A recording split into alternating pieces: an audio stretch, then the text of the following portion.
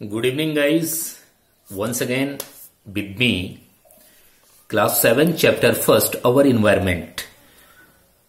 ये एसएसटी का first chapter है और मैं बिपिन चंद्र जोशी हमेशा की तरह एक बार फिर आपके साथ। गाइस, जैसे कल हमने पढ़ा था कि एनवायरनमेंट क्या होता है, एनवायरनमेंट के जो फैक्टर्स हैं, बायोटिक एंड अबायोटिक्स वो क्या होते हैं, और हमने चर्चाएं की थी। हमने चर्चा भी की थी लिथोस्फीयर, हाइड्रोस्फीयर एंड बायोस्फीयर की। तो आज इसी चैप्टर्स में आगे हम बात करेंगे इकोसिस्टम की। What is ecosystem? इकोसिस्टम क्या है?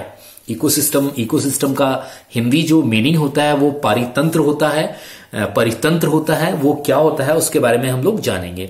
So guys, let's start. Definition of ecosystem: It is a system formed by the interaction of all living organisms with each other and with the physical and chemical factors of the environment in which they live, all linked by transfer of energy and material.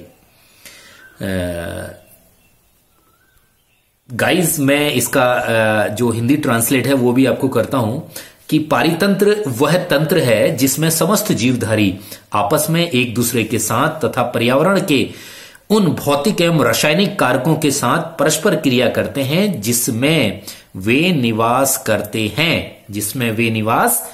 हैं।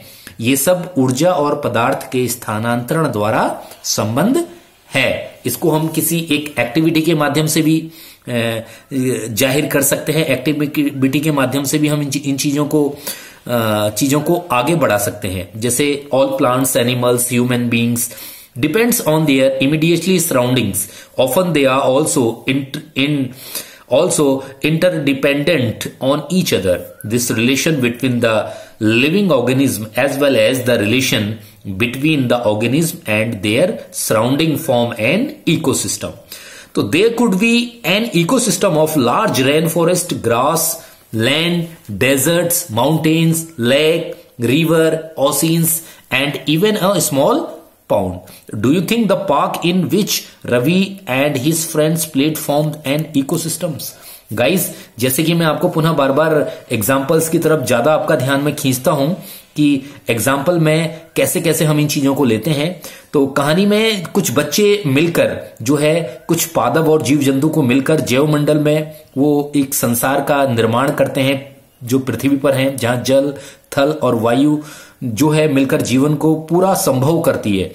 तो रवि की कक्षा में एक NCC का एक camp लगा है जिसमें आश्चर्य की बात यह है कि वहां पर बहुत ज्यादा मूसलाधार बारिश हो रही है, जिसमें मुझे अपना केरल याद आ गया। तब तुमको आकर देखना चाहिए कि किस किस तरह से वहां पर नारियल के पेड़ हैं, हमारे यहाँ वर्षा कितनी होती है, किस तरह से वहां पर एनिमल्स रहते हैं, ऊंट से लेकर विभिन्न प्रकार के और जो है वो सब वहां पर है। जैसे कि सभी पेड़ पौधे, जीव जंतु एवं मानव अपने आसपास के पर्यावरण पर आश्रित होते हैं, प्राय वो एक दूसरे पर भी आश्रित होते हैं। जैवधारियों का आपसी एवं अपने आसपास के पर्यावरण के बीच का संबंध ही पारितंत्र का निर्माण करता है। तो गाइज, तो ये आपको कंठस्थ हो जाना चाहिए कि इकोसिस्टम क्या है। नेक्स्ट हेडिंग पर हम चलते हैं। नेक्स्ट हेडिंग है हमारा ह्यूमन एनवायरनमेंट। अब वो पर्यावरण जो मानव द्वारा होता है। देखिए, what is definition of human environment? Human beings interact with the environment and modify it according to their need. Early humans adapted themselves to the natural surroundings. They led a simple life and fulfilled their requirements from the nature around them. With the time, needs grow and becomes more aware. Humans learn new ways to use the changed environment. They learn to grow crops, domesticated animals, and lead a settled life. The wheel was invented, surplus food was produced, barley systems emerged, trade, traditions and something etc. यानी उसमें बहुत सारी चीजें आ जाती हैं जिसको लेकर हम ये सब आपके पास लेके या चीजों को आगे बढ़ाते हैं या आगे लेकर चलते हुए आगे को आते हैं।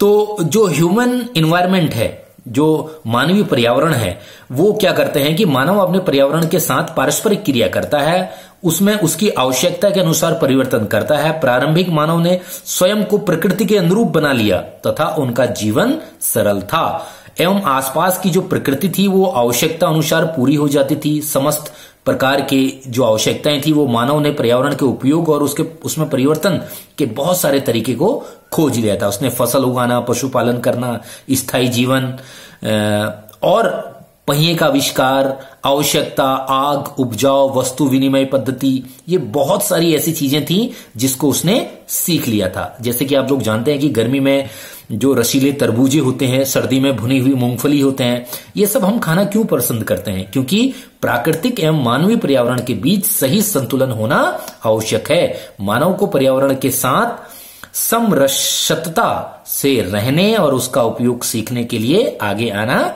चाहिए। सो गाइज, हमारा जो पहला चैप्टर था और एनवायरमेंट वो फिनिश होता है। मैं आपको कुछ घर के लिए ये होम असाइन दे रहा हूं जिसको आपको समझना है, इसका डेफिनेशन कमेंट्स में लिखना है और इसको फॉलो करना है, सही से पढ़ना भी है। जो कोई क्वेश्चंस आपको ना आए तो प्लीज आप उस पर कमेंट करके बाय कॉल या बाय व्हाट्सएप जो ग्रुप बना हुआ है, जिस ऐप से आपको ये वीडियोस पहुंच रहे हैं, उससे आप संपर्क कर सकते हैं।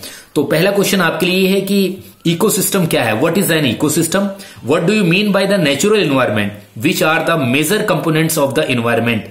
आपको एग्जाम्पल देने हैं, ह्यूमन मेड एनवायरमेंट के एग्जाम्पल भी देने हैं। उसके साथ मैं आपको यह भी पूछूंगा कि which day we celebrate environment day? हम किस दिन जो है विश्व पर्यावरण दिवस को सेलिब्रेट करते हैं, मनाते हैं।